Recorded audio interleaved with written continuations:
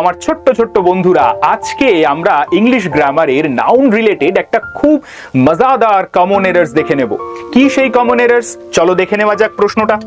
দেখো বলেছে wire dash my luggage, একটা কোয়েশ্চেন মার্ক আছে, অর্থাৎ আমরা বুঝতেই পারছি এই সেন্টেন্সে একটা ভার্ব দিয়ে আমাদেরকে ফিল আপ করতে হবে। অপশনস গুলো আছে আর, is, wire, has.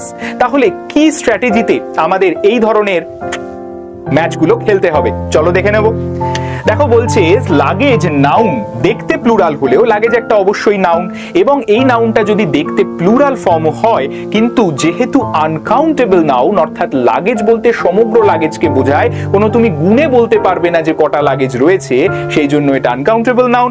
R uncountable নাউনের নিয়ম অনুযায়ী সেখানে কিন্তু সব সময় সিঙ্গুলার ভার্ব নেবে, এটা কিন্তু মাথায় রাখতে হবে। তাহলে আনসারটা কি হয়ে যাবে? আনসারটা হয়ে যাবে দেখো অপশন বি, ইজ হচ্ছে আমাদের কারেক্ট আনসার। তাহলে বুঝতে পারলে তো? ঠিক এই সিমিলার কনসেপ্টকে কাজে লাগিয়ে তোমাদের জন্য একটা সুন্দর বাড়ির কাজ থাকছে।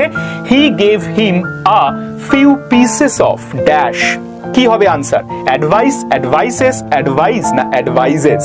ঠিক আছে, তাহলে এটা থাকছে তোমাদের জন্য বাড়ির কাজ। তোমরা ঝটপট কমেন্ট সেকশনে আনসার দাও, আর আমি দেখে নেব কে সবার আগে সঠিক উত্তরটা দিতে পারো।